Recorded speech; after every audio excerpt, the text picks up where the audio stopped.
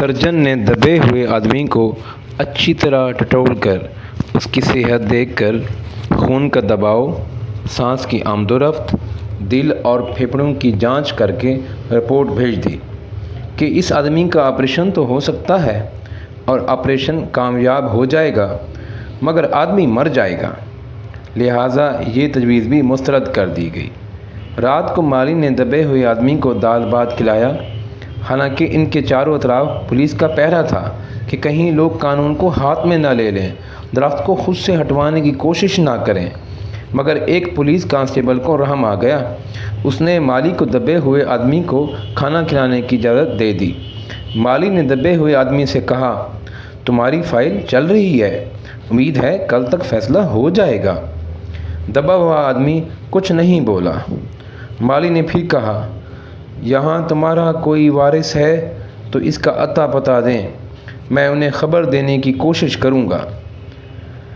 میں لاوارث ہوں، دبے ہوئے آدمی نے بڑی مشکل سے کہا۔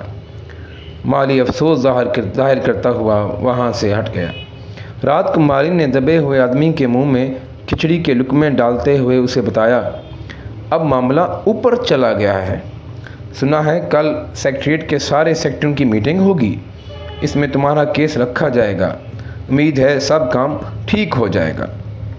دبا ہوا آدمی آہ بھر کے آہستہ سے بولا، ہم نے مانا کہ تغافل نہ کرو گے، لیکن خاک ہو جائیں گے ہم تم کو خبر ہونے تک۔ مالی نے اچنبھے سے منہ میں انگلی دبائی، حیرت سے بولا، کیا تم شاعر ہو؟ دبے ہوئے آدمی نے آہستہ سے سر ہلایا۔ دوسرے دن مالی نے چپراسی کو بتایا، چپراسی نے کلرک کو۔ تھوڑے ہی عرصے میں سیکریٹریٹ میں یہ افواہ پھیل گئی کہ دبا ہوا آدمی شاعر ہے۔ بس پھر کیا تھا، لوگ جوق در جوق شاعر کو دیکھنے کے لیے آنے لگے۔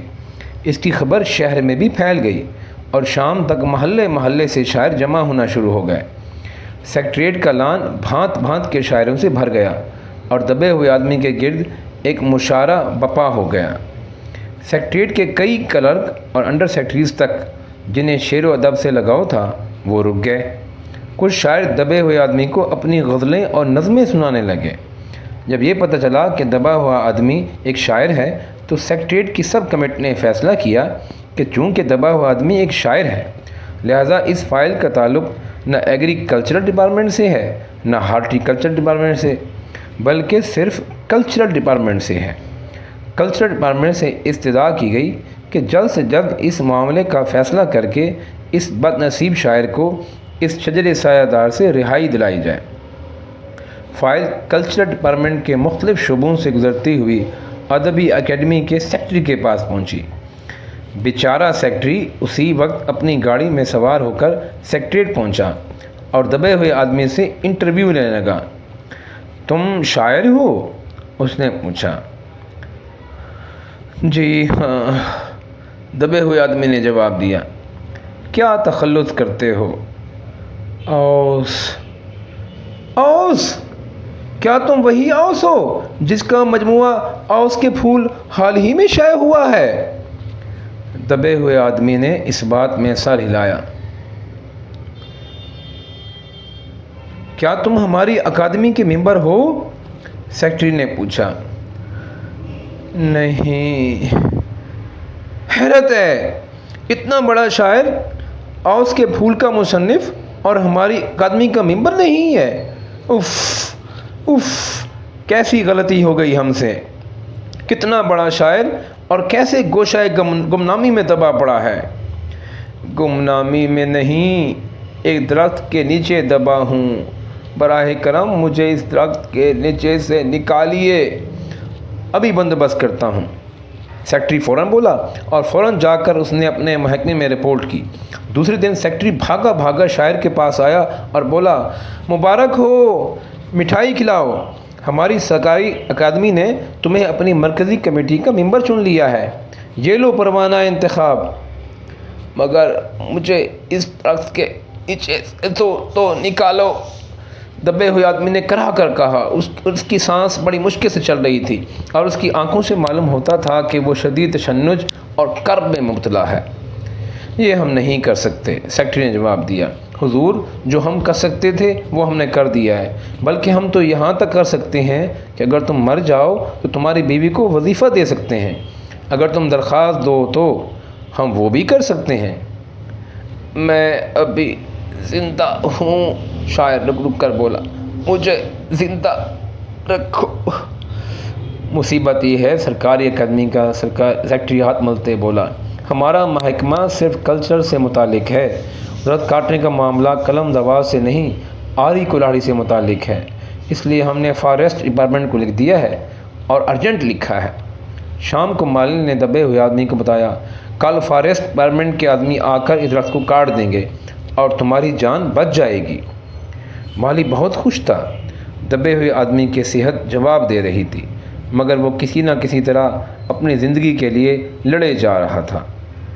کل تک، صبح تک کسی نہ کسی طرح اسے زندہ رہنا ہے۔ دوسرے دن جب فارسٹ ڈپارٹمنٹ کے آدمی آری کلاڑی لے کر پہنچے تو ان کو درخت کاٹنے سے روک دیا گیا۔ معلوم ہوا کہ محکمہ خارجہ سے حکم آیا تھا کہ اس درخت کو نہ کاٹا جائے۔ وجہ یہ تھی کہ اس درخت کو 10 سال پہلے حکومت پیٹونیا کے وزیر اعظم نے سیکریٹریٹ کے لان میں لگایا تھا۔ اب اگر یہ درخت کاٹا گیا تو اس امر کا شدید اندیشہ ہے کہ حکومت پیٹونیا سے ہمارے تعلقات ہمیشہ کے لیے بگڑ جائیں گے۔ مگر یہ ایک آدمی کی جان کا سوال ہے، ایک کلرک غصے سے چلایا۔ دوسری طرف 2 حکومتوں کے تعلقات کا سوال ہے، دوسرے کلرک نے پہلے کلرک کو سمجھایا۔ اور یہ بھی تو سمجھو کہ حکومت پیٹونیا ہماری حکومت کو کتنی امداد دیتی ہے، کیا ہم ان کی دوستی کی خاطر ایک آدمی کی زندگی کو بھی قربان نہیں کر سکتے؟ شاعر کو مر جانا چاہیے، بلا شبہ،